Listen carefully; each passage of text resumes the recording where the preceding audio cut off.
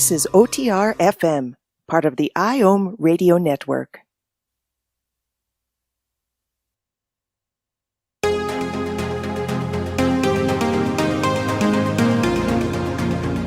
Welcome to Cracked, the podcast, the program that slays the dragons of mental health by stripping away the shame, embarrassment, fear, and stigma. Because mental health isn't something that affects just some of us, it applies to all of us. Here to shine a new light on areas of mental health that often go unvisited are your hosts, Rebecca Shaper and Sandie Sedgbeer.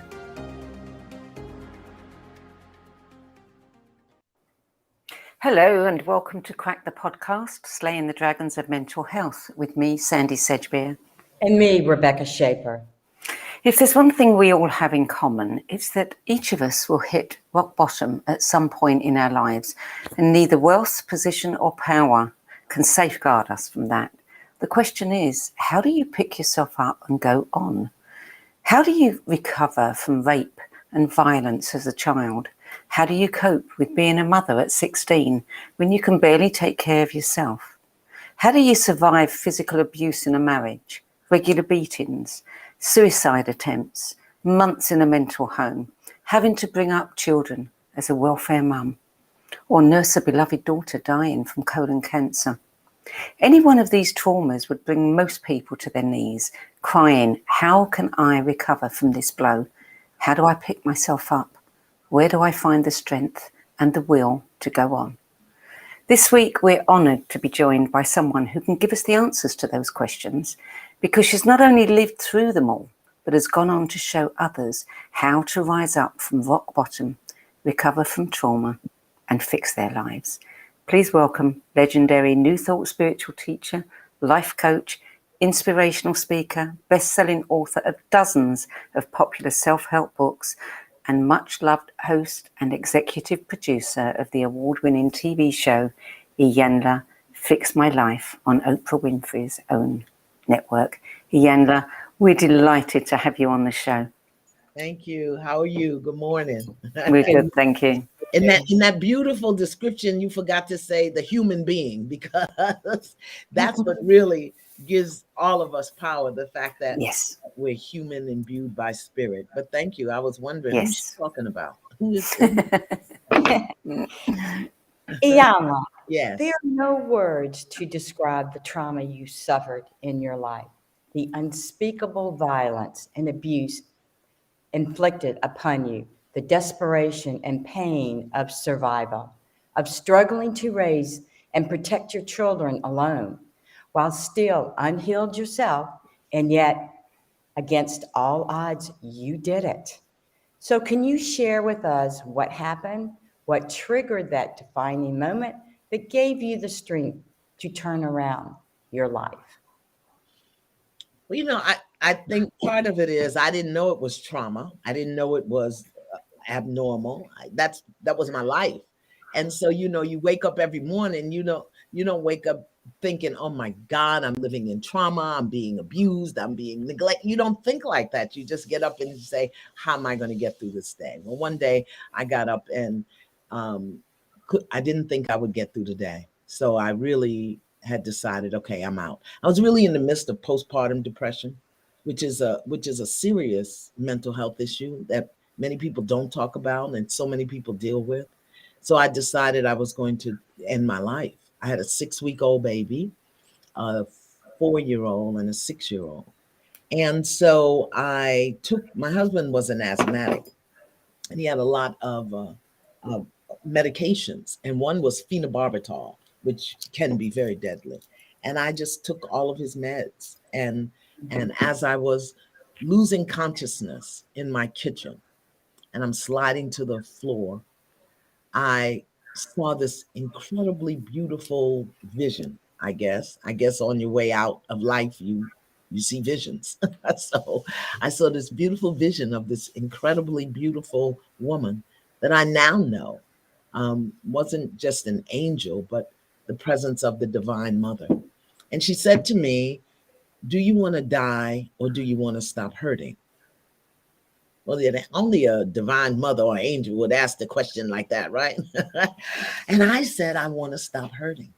I didn't want to die. I wanted to stop hurting. And she said she would show me how. So I didn't die, obviously. And I spent 6 weeks in a mental institution. And it was the most glorious time of my life, believe it or not. I stopped taking the meds probably about 2 weeks in, and I really spent that time reflecting and journaling and praying and remembering and clearing and healing. And I was 21, 22 years old, and my life has never been the same. Was it was it that appearance from the Divine Mother? Was it the therapy maybe that they gave you during that time? What was it that, suddenly opened you up to journaling and thinking and, just approaching this from a completely different way? Being willing to tell the truth, being willing to tell my truth to myself, being willing to recognize the truth and not make up stories and excuses about it, being able to look at what I had created and what I had voluntarily participated in that took my life down the toilet, being able to acknowledge my thoughts and my feelings without anyone's permission. It was really a journey inward. And I recognized that the meds that they were giving me, I couldn't do it with the meds. I needed them initially, because if you try to take your own life and you succeed, the first thing you experience is embarrassment. Like, damn, I can't even die. I was embarrassed. Oops. Yeah. Gosh, how could I mess this up? So you're embarrassed, and then ashamed, and then guilty. I had 3 kids. I don't have the right to take my life. And so I stopped taking the meds. Some people need them to get through that time. And I think that if it's helping you, if it's calming you down, if you're not ruminating in your mind, but I think it was the question that she asked me: do you want to die, or do you want to stop hurting? And I wanted to stop hurting. So the first truth I had to tell was, why am I hurting? And really look at that. Why am I hurting? And I had 6 weeks to do it. And how old were you at this time? How old were you? I was 22. I had my last child when I was 21, and she was born in August. I turned 22 in September. That's pretty profound for a 22-year-old. Yeah, it is. Realize that they need to really look within. And well, I was kind of guided. I didn't say, oh, let me look within. I knew about journaling. I knew about that because I've written all my life. I've always journaled. They didn't call it journaling back then. They called it keeping a diary. Yeah. Nobody knew it was therapeutic, So it was really, I was guided. One of the things that I've discovered, and even in my work with people, sometimes when you're having a mental health crisis or a mental health issue, you're closer to your authentic self than when you're walking around in your Gucci, eating pizza on the corner. Sometimes that vulnerability of just not being in control of every thought takes you to a level of authenticity that will really benefit you if you can stay with it, if you can hang in there with it.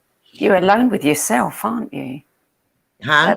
You're alone with yourself at that point. Yeah. And if you like yourself, you can have a good time. Absolutely. Yeah. What happens a lot, though, I think, is when we hit that place, or when there's a disruption in the psyche and the consciousness, that instead of looking in, we look out and we look at what people did, or what happened, or what didn't happen, or we start questioning why is not going to turn out well for you, because every why leads to another why, and then you start ruminating. You ruminate on it. And things happen to you, Yes, for a reason. Yeah. And it seems to me as though that you saw that and you learned the lesson from it, and look where you are today. It's not initially. What I think I call it a purge. What the purging did for me was just get me clear about what I didn't want, and most of all, how I was participating in my own suffering. Yeah. I just got clear about that. Why am I doing this? Yeah. And how am I feeling when I'm doing it? Mm-hmm. And I didn't have some like deep spiritual insight, oh, I'm a divine child of God. No. I really just got clear about what I was feeling, how I was living, and what I wanted. That experience with the mother, divine mother, was that a new experience for you? I mean, was that the first time that you really encountered a higher power that you could believe in? No, I had encountered it very often as a child, but I grew up in a traditionally religious home. My grandmother who raised me was a Native American, passing as a Black woman. She was passing as a Black woman because it was easier to be Black than it was to be Native American. And one of the ways that she passed was, incorporating herself into the church, the Black church. So I was told as a child, when I would say, "Oh, I saw the lady," and the lady said this. So I saw, "What lady? What are you talking about?" And she would tell me things about the other people. So when I would tell them what she told me, which was their truth, they considered that to be evil. Uh-huh. And I was beaten and punished. And after a while, I just shut it down. I don't know how. I just like, okay, this is not turning out well for me. Let me leave that lady alone. But did you know that she was No, I didn't know who it a was. higher being? You didn't know who it No, was? not No. as a child, No. We have imaginary friends. She was just a lady that used to tell me people's business. Tell me people. What point did you actually think then that this was source? This was God. Yeah. Probably after that experience, because I've always been deeply intuitive, Mm-hmm. but I would hear as opposed to see. I'm clairaudient. I always heard rather than see. So I think after that experience and being still, stillness is such a powerful medication for mental health illness, Yes. mental health crisis, mental health issues, stillness and silence, which is probably the two hardest things for us to do when we're in crisis. Yep. After that crisis, I kind of realized it was what it was. And then just another series of things that took me into a deeper level of spirituality beyond the traditional religious form. I discovered who she was. wow. That's pretty powerful. Yeah. But again, I think many of us who have faced mental health crisis or challenge, I'm not talking about deeply rooted psychological imbalances, multiple personality, schizophrenia. I'm talking about depression, anxiety, panic. Most of us, in those cases, there's something inside that's trying to get our attention. Yeah. But because we're not taught, where are we taught, Rebecca? Where are we taught, Sandie? Where are we taught how to go within? We're taught even in the church to go out, reach out, get the saints, get the Pope, get the preacher, get the whoever. We're not taught to go in. Right. So when that inside thing is trying to get out and it's stirring up in our minds, we think something's wrong with us. And I believe that leads to addiction. Oh yeah. And Shut the voice. and I'm curious, do you feel it all stems from trauma? Most of it, I think most of it stems from trauma. Everybody, I believe, and if you do any work in spiritual psychology, most of us have a traumatic break from our authentic self, our soul, if you will. Yeah. We have a break, and it usually occurs sometime between conception and the age of 5. Because all the psychologists will tell you by 5, your template is set. Spend the rest of your life acting out that template that was put in place from conception to age 5. So most of us have a break. Something happens, some trauma. It doesn't have to be deadly rape, violence, fire, gunshot, murder. It could just be you didn't get the cookies you wanted. And you made up that you're hated. Nobody loves you. You're not good enough. You're unworthy of a cookie, and then you ruminate on that and it grows. So when you miss the bus, I'm unworthy of a bus ride. And so the trauma, the initial trauma will attract evidence and attract energy from what we continue to experience. And so your trauma is at the root of most mental health crisis. And where are we taught how to process trauma? Because trauma isn't what happened. Right. Trauma is your response to what happened. Yes. Exactly. I totally, totally agree with you. And taking Yeah. responsibility for it, not the trauma, but taking responsibility for your life Yeah. at that Yeah. point. And then from there, not blaming others for what happened. But again, that's where, to me, the word responsibility is like, okay, I need to take care of myself. I'm not going to be a victim here. I'm going to see how I can learn from what has happened to me in order to support and help others.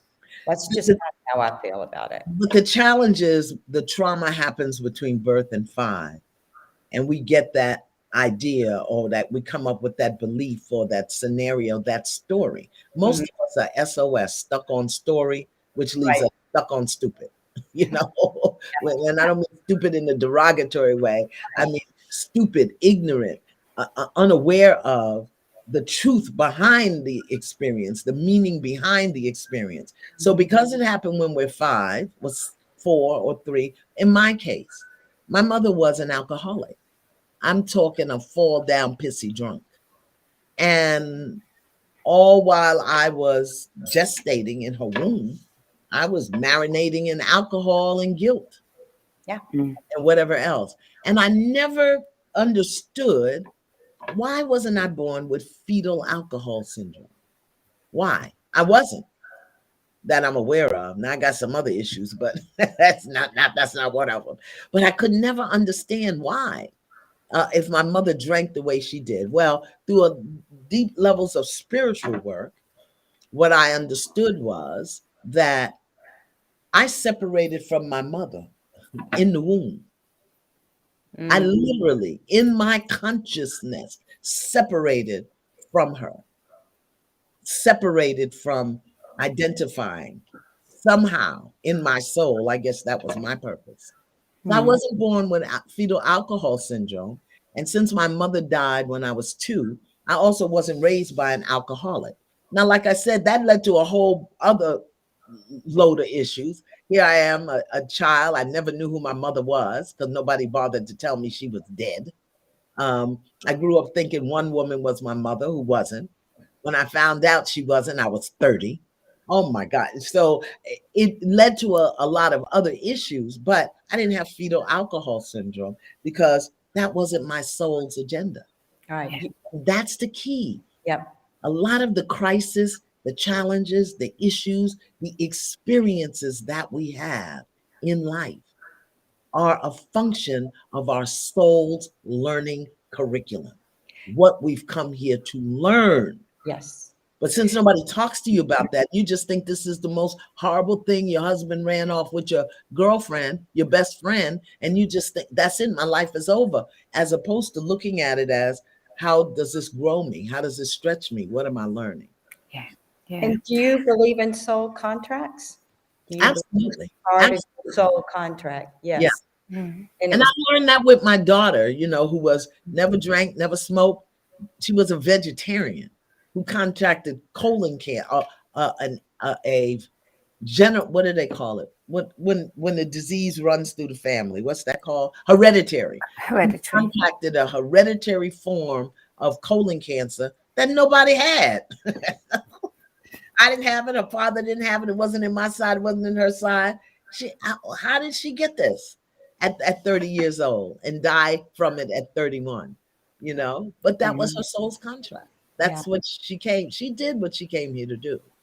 I had Did to you learn. realize that at the point when she passed over that, Oh no, It took yeah, me when did you come to that realization? And reading her journals after she passed. mm, It became very, very clear to me. Oh my God. Okay, this is it. She was a short timer, you she know, was what? a short timer. Yeah. Yeah. Yeah. She was a short timer. She fulfilled her contract, and her deepest, most earnest prayer that she wrote over and over and over in her journal was, God, I want to be closer to you so that you can use me in a bigger way.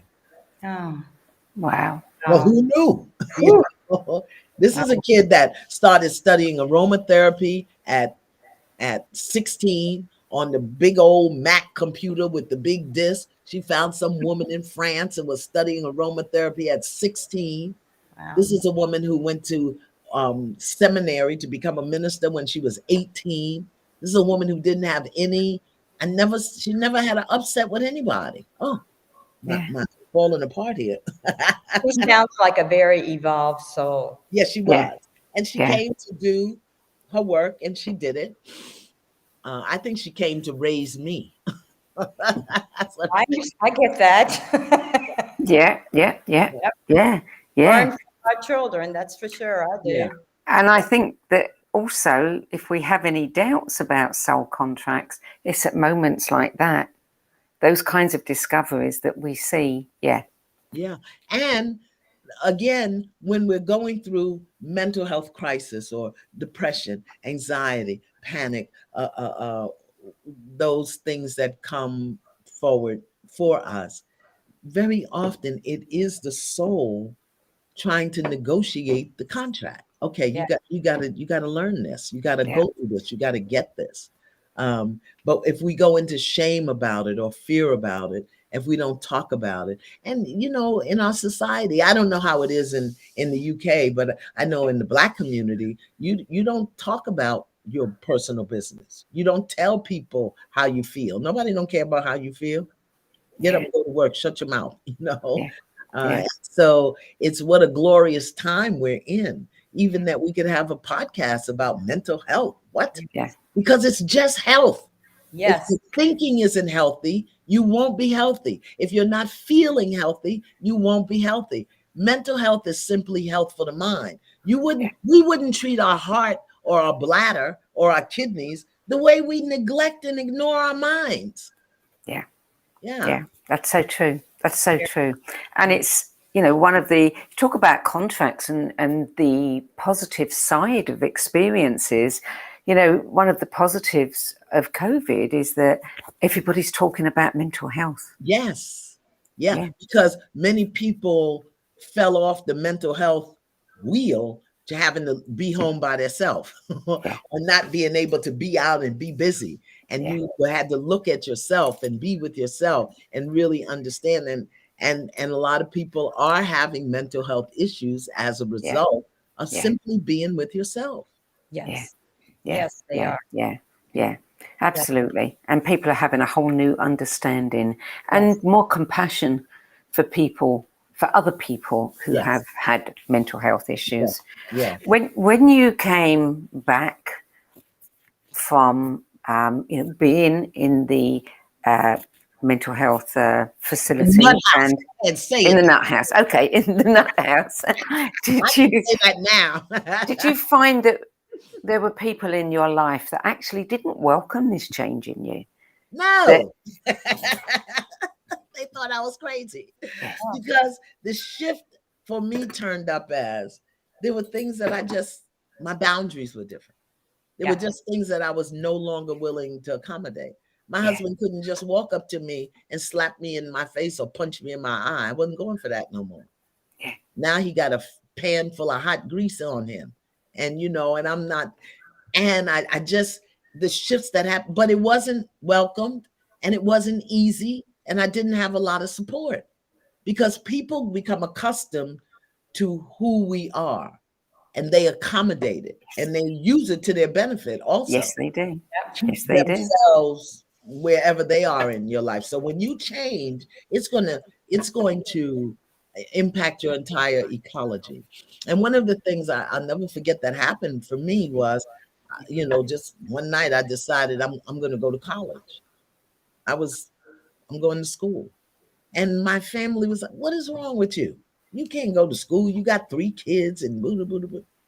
It was not welcomed at all. So back then is when I learned the importance and the value of a daily spiritual practice. Because since the people in my life weren't supporting me and helping me, I had to stay in touch with that lady that I saw on the way out of here. Hello, where are you, lady? And that's really how I discovered what it was and who it was. I've never seen her again, but I've heard her. You have a lot of strength and courage. Yeah. And it takes a lot. We all do. I think it's a mistake Yeah, I agree, but I just wanted to validate that. Okay, thank you. I accept.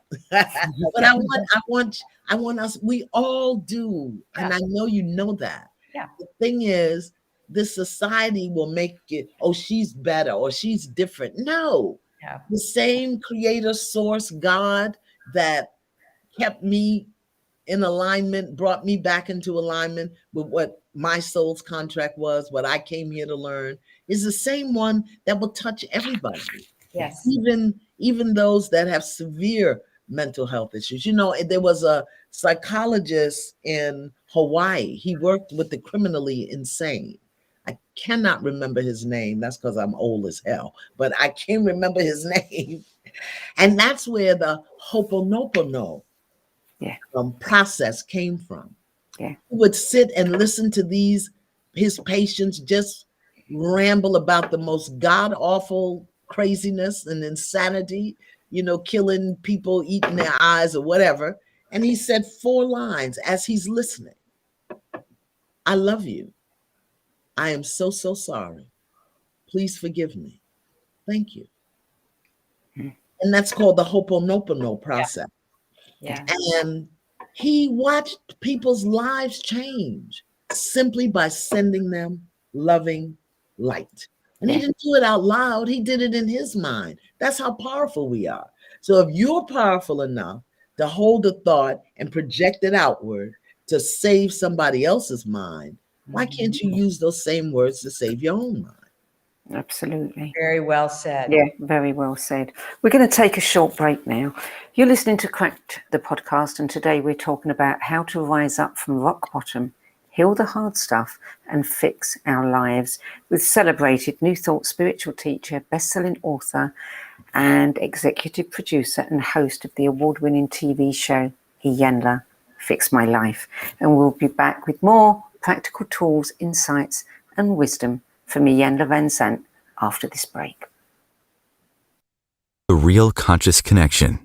Om Times Radio. IOM FM. Om Times Magazine is one of the leading online content providers of positivity, wellness, and personal empowerment. A philanthropic organization, their net proceeds are funneled to support worldwide charity initiatives via Humanity Healing International. Through their commitment to creating community and providing conscious content, they aspire to uplift humanity on a global scale. Om Times, co-creating a more conscious lifestyle. Hello, I'm Sandie Sedgbeer, host of Om Times Magazine's flagship radio show, What is Going On?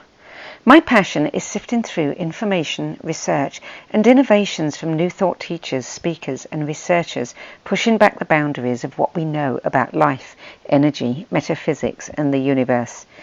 I love shifting perceptions about who we are, why we're here, and how quickly impossible becomes normal when we open our minds, expand our awareness, and accept that the only limits that exist are those we place upon ourselves. So if you're the kind of forward-thinking, eager investigator of what lies beyond the current reality that most perceive, why not make a date to come play with me in the field of possibilities at 4 p.m. Pacific Time, 7 p.m. Eastern Time every Thursday, and together we can discover what's really going on.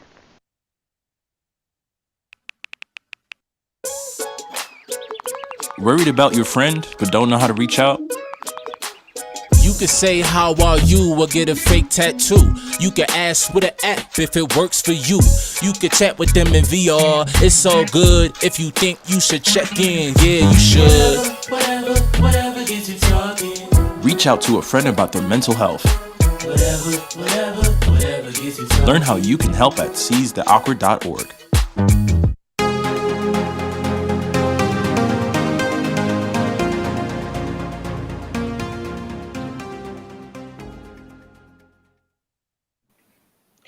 Welcome back.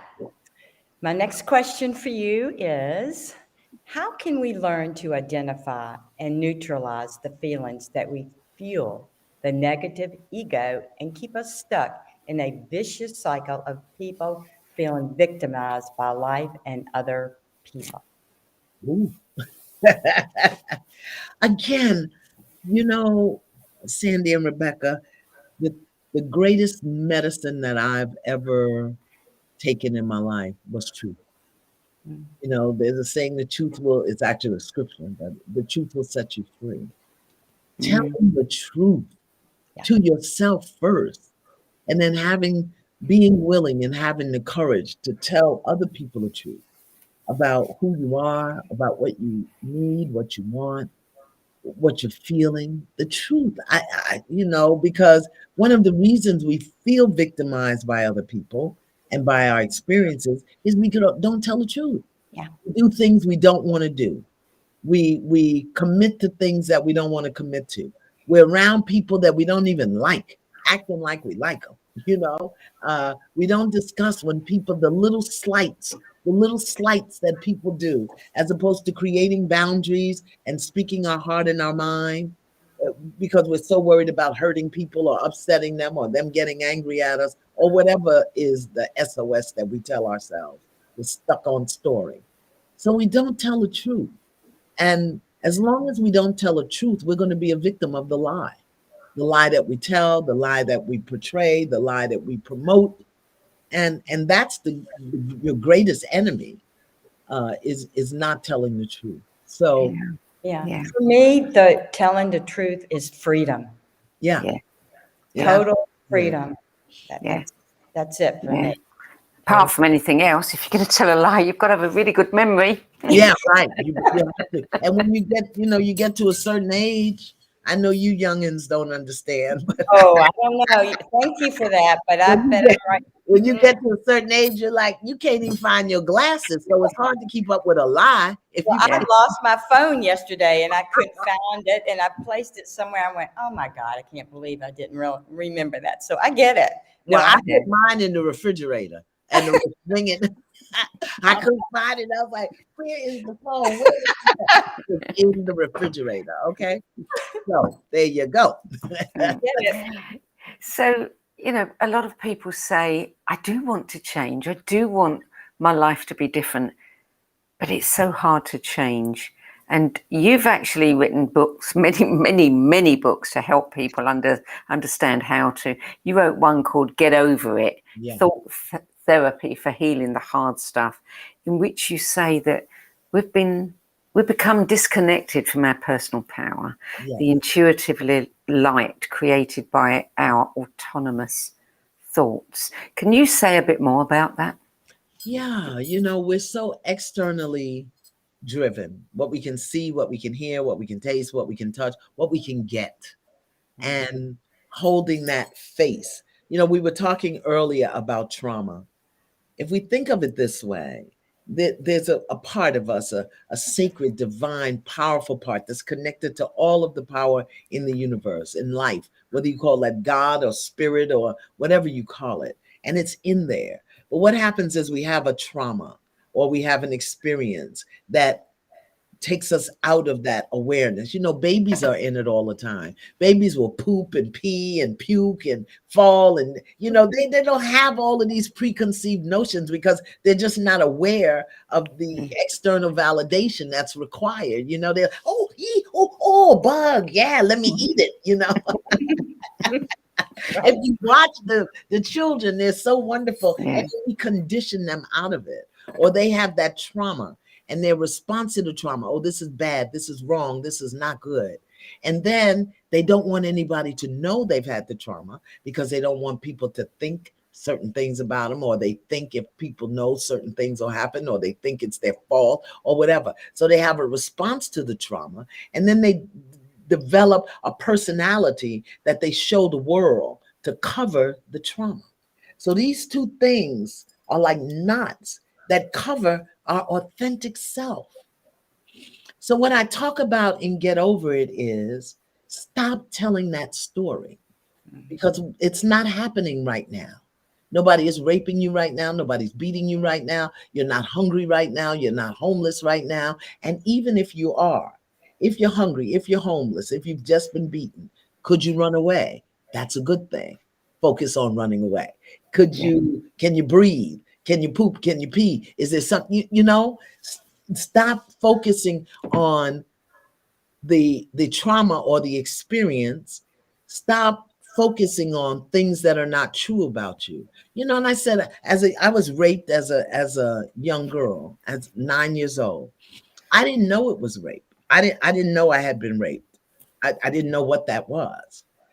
All I knew was what happened. I didn't like it, and it was not going to happen again. I didn't ruminate about my virginity and my innocence and I'm like, that's not happening to me again. Okay. And so I told the adult female in my life, who was my aunt. She confronted my uncle, and he said, she's lying. That didn't happen. She's lying. And my aunt never said another word about it. But what she did was, anytime she was leaving the house, she would never leave me home alone with him. So I had to go where she was going, or go with my older sister or my older brother, who hated having to drag me along, and or my aunt, who would take me places, and I'd sit there for hours waiting for her to play bingo or do whatever she was doing. So I became the problem because I had been raped. And I didn't know that I had been raped. I just know nobody wanted me. I was a problem. People didn't want to be around me. And that created more problem for me. Yeah. Than the rape, because I didn't even know what the rape was. Yeah. So No, sorry, go ahead, finish. No, my point is, look at how the story you're telling yourself about what it is that happened. Because like I said, the rape was the trauma, but since nobody had ever talked to me about sex or whatever, it happened with somebody that I knew, somebody that I had to continue to live with every day and act like nothing had happened. Okay. That was traumatizing. And the story that I told myself about it was, I have to be nice to people who treat me bad. That story was more damaging than the rape. Yeah. And then nobody wants me. I'm a problem. I'm a burden. Everybody rejects me. That was more traumatic than the rape. So in order to get over something, I want to encourage and invite us to look at the story we're telling ourselves about ourselves in response to what we experience. That will create more mental health issues than anything else. Yeah. What's the story? Yeah. And how does it feel? How does that story make you feel? Because you can flip that story any moment. You can. You really can. Yeah. That leads me into the question about boundaries. Yeah. Boundaries is a word we talk about a lot, obviously. I'm curious to know what your definition of boundary is and how you apply it in your life. I'm curious. For me, boundaries are the way I protect the things that I value. That's what a boundary is. I value my children. I value my body. I value my home. So a boundary is the way I protect the things that I value and the standards that I set to keep myself safe. The standards that I set. When I think about spending 9 years in an abusively violent marriage, it's because I didn't have boundaries. I didn't value my own safety. I didn't value my own body. I didn't value my peace of mind. I didn't value myself. So it was okay for someone to treat me like that. Plus, I grew up in a home where there was domestic violence, so it was familiar. And it wasn't until I began to value myself and protect that the violence stopped. It didn't stop. I left. So boundaries are the way that I protect the things that I value and the standards that I set to keep myself safe. And most of us, 90% of the challenges that we have in our life and in our relationships are because we don't have clear boundaries. Yeah. And that's because we don't often really we're not clear about our values. Yes, that's right. Yeah. And that's a really interesting point, that you said, that it's about values. Yeah. And most of us don't even know what our values are. That's right. And the way to get to what you value, a very simple way, we don't want to make it mystical and you don't need 50 crystals and a guru. What really matters to me? Yeah. It's that Yeah. simple. What really matters to me? You know, one of the reasons I left my television show was because I got clear, or I shifted and came to understand what really matters to me is freedom.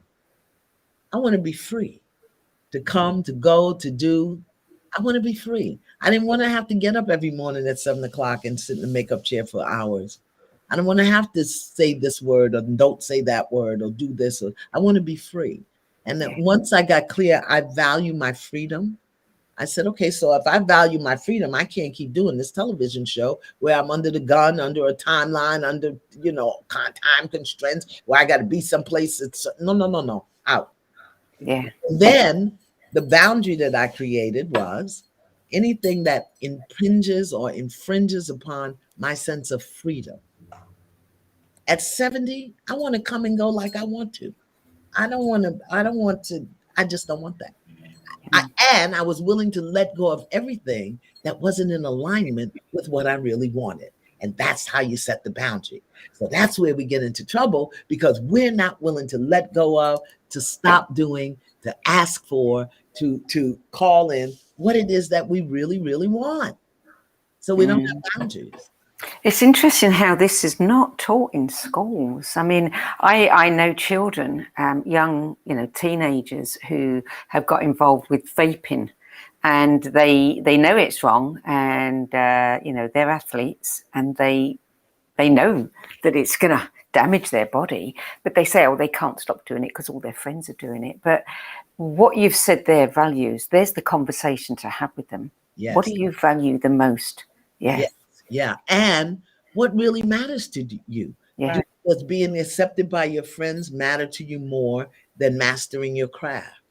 Yeah. And teenagers, they'll have to make it up. But if we started teaching children at the age of 7, 8, 9, that your feelings matter, what you want matters, and to teach them how to navigate patience and cooperation and commitment and focus.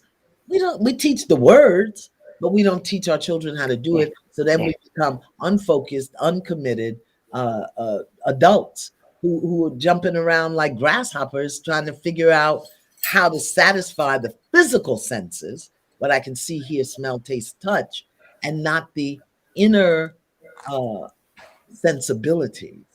Yeah. And one of the things that I always say to my students is stop trying to intellectualize the spirit and spiritualize your intellect. If you would spiritualize your intellect, you'd understand that what's going on in you is more important than what's going on around you. And that too will bring you to a place of peace and address many of the mental health crises that we have. Most of us have mental health crisis because we're seeking external validation. And the people that we're seeking it from, they're crazy as we are. Well, talking about peace, that leads me to my next question. As you say, peace is the prescription for any mental health issue. Can you expand on that? I have a line of body products called Masterpiece that my daughter started. And I just continued the line. And one of the things Jamia really focused on was peace. She said, if you have peace of mind, you have everything. And one of the reasons we don't have peace is because we have so much discordant energy around us, on us, in us. We create it, we see it. So for me, mastering peace has become a way of life. What do I need to do to have peace? If nothing in my life was ever to change, if my daughter's still dead, my husband still beat me, my boobs still fell down, I still got to worry about how to pay the mortgage, what do I need to do to have peace in the middle of all of that? As opposed to trying to make that stuff change. I can't undead my daughter. I can't be unbeaten. I can't unsee what I've seen, unheard what I've heard. What do I need to do to have peace in the midst of everything that's going on? What do I need to do? Do I need to sit in the tub for 20 minutes? Do I need to breathe? Do I need to read something inspirational? Do I need to journal? Do I need to eat some coffee ice cream? What do I need to do to have peace? Let me do that and let me get to peace and see how long that lasts. And once you understand what brings you peace and what peace feels like, anything that disrupts your peace, you'll create a boundary to keep it out. Yeah. Yeah. Yeah. That's a really good point. I mean, you have, your books are amazing, and they're full of practical, tools and tips and techniques and ways for us to shift our thinking. You offer, you talk about energy clearing tools, and this is something that I think ties in with peace. Oh, yes. And are really important. Can you give us some examples, some takeaways, energy clearing tools that people can take and use today? Well, there are tools and there's tools, there's technology, and there's well, let me say tools and technology. The first and the greatest peace producing tool that you have is your breath. We don't breathe. Something happened, but learning how to breathe in your body, breathe into your chest. You can breathe I cut my finger last night. I was quilting and sliced the little piece off the side of my finger. And of course, the blood was everywhere. And so before I panicked, I took a breath and I spoke to my finger. Peace, be still, be still. You will stop bleeding. Now, of course, I held it and I wrapped it and whatever. But learning how to breathe as opposed to running, that is the greatest, and it's free. We do it all the time. We just don't do it consciously. So learning how to breathe. The other thing that is, for me, a powerful tool is stillness. Sandie, 5 minutes of no phone, no TV, no nothing, 5 minutes will restore hours and days and weeks of chaos in your life. Mm-hmm. Another tool that I use is tapping. I was trained as an emotional freedom technician, and it's tapping. There's a beautiful app that you can get called the Tapping Solution, and it'll take you through tapping for peace. Because what you're doing is you're touching on energy centers and nerve centers in your body using your own hands. You're tapping on, you're touching and stimulating. And while you tap, you talk your feelings out. It's called a script. And that brings you to a place of peace. If you want to look at a technology, sound. There's a lot of information out now about solfeggio frequencies and binaural beats. Tuning forks. There's a wonderful product that I use all of the time, made right in the UK, Orasoma. Orasoma technologies that you put on your body, in your field. So the sound, light, breath, and these are things that we can use, and they all come from nature. My Masterpiece body products, keeping your body clean with herbs, with oils, with the things that'll clean your energy off, because it's a hectic time that we're living in. So just simple things. Music. What are you listening to? What are you listening to? Listen to a solfeggio frequency or a binaural beat. You go on YouTube and there's hundreds of them. Clean your house out, peaceful sleep, attract abundance. And it's just because the mind is going to respond to the energy of these natural frequencies. So there's tools, there's technologies, there's techniques, there's all kinds of things that we can use if we're just willing. Yeah, we're talking about changing our focus and changing our frequency. Yes, change your frequency. Everything is energy, and energy vibrates. The higher your vibration, the greater you'll be in tune and alignment, not only with your heart, but with the universe. And that's the greatest way to address whatever's going on in our mind. Yeah. Yeah. I love the fact that you talk about just having 5 minutes just to be. Yeah. And I use that practice in the morning and in the evening, because it works. Yeah. It works for me. And I try to do 108 conscious breaths 3 times a day. And a conscious breath is where I'm breathing into my lungs by expanding my belly, and I'm just allowing the exhale to fall.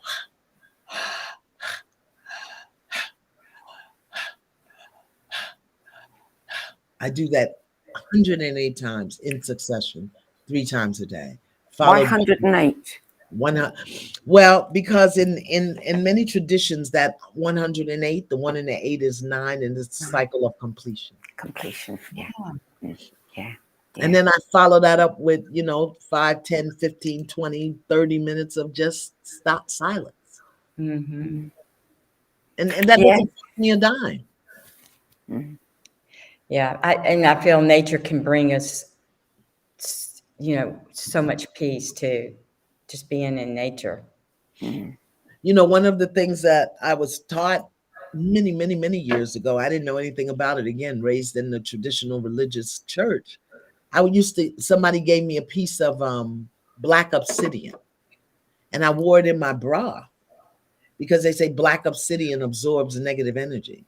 So I wore, crystals. That's another tool. I Yeah. wore the black obsidian in my bra, and that looked like I had 3 boobs, but did I care? I don't. As long as you got peace. Yeah. You're getting rid of that negative energy. That's Yeah, and it was coming out of me. It wasn't even coming from the world. It was my energy. Yeah. Yeah. We're almost out of time now. I think, one important question is, what's the most important thing that you've learned? The most important. Well, 2 things. Let me just say, first of all, God is, by whatever name you call it, and God is. And then the second thing for me is peace. Master peace. Yeah. Yeah. I think that's a lifelong task for many people, isn't it? It's such an important thing. If we've got that, we've got everything. That's right. If you've Yeah. got peace and you understand that God is, and you have a relationship with the God of your understanding, when I realize I don't have to do anything, Sandie, nothing. Here's what I need to do. I need to be Black, and I need to die. Other than that, everything else is up for grabs, because I can't stop being Black, and one day I'm gonna die. Those are the only 2 things I know for sure. Yeah. I don't have to do anything else. And if I just take the pressure off, I'll be okay. I don't have to get a degree and money and I do that because that's a part of life. But all I really have to do, all God has given me to do, is to be Black and die. Yeah. Other than that, and then you live your life. yes. Like to live In your between, I get to have a blast. Yeah. Yeah. Absolutely. Yeah. Yeah. Be who you are and live. Yeah. Yes. Which is the other side of that, isn't it? Yeah, Yes. absolutely. Yeah. Iyanla, it's never enough time. Never enough time. But it's been, an absolute delight to hear your wisdom and have you with us today. Thank you for having me. And Oh, thank you thank for you for doing being this for the world. Continue talking about it. Let's get the stigma off, and let's let us know that the health of your mind is just as important as the health of any other organ in your body. Yeah, Absolutely. Yeah. And thank you so much for being here. Thank you. Thank you. Thank you. Have Really a blessed and appreciate it. wonderful. Well, I would say Thanksgiving, but I won't. I'll say have a blessed and wonderful. I will be with my American friends in spirit. Okay. There you go. You'll be tasting that turkey. Yeah. Yeah. I will indeed. Yeah. Yeah. Rebecca, is there any last thing you want to say? Yeah. It's a little emotional, but this is our last podcast. And thank you for being the last person that we're having on our podcast. We're going out with a boom. For With sure. a bang, for sure. Bang. I mean, a bang.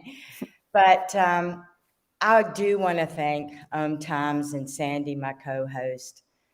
Just have thoroughly enjoyed being with you, Sandie. But most of all, I want to thank the listeners who have tuned in. And I really hope that they have been inspired and that we have given you hope, and you can take away golden nuggets through all these podcasts that we have had. And thank you so much for everything. And Sandie, thank you. You've just been an amazing co-host. I'm getting a little emotional, so Okay. All right. Well, thank you to Rebecca and Iyanla. Thank you. And I want to let everybody know that Iyanla's book titles are far too numerous to mention, but every single one of them, has something major to offer. And Peace from Broken Pieces, for me, oh my God, is the most heartrending and the most inspirational book I've ever read. And thank you for that, Iyanla. Thank you for sharing your truth. So that's it from us for this week. We'll be back. We won't be back next week, but we do want you to remember that there's a crack in everything, and it's where the light gets in. Rebecca, over to you. and thank you so much. And mental health will always be in my heart, for sure. I have a passion for that. So that's it.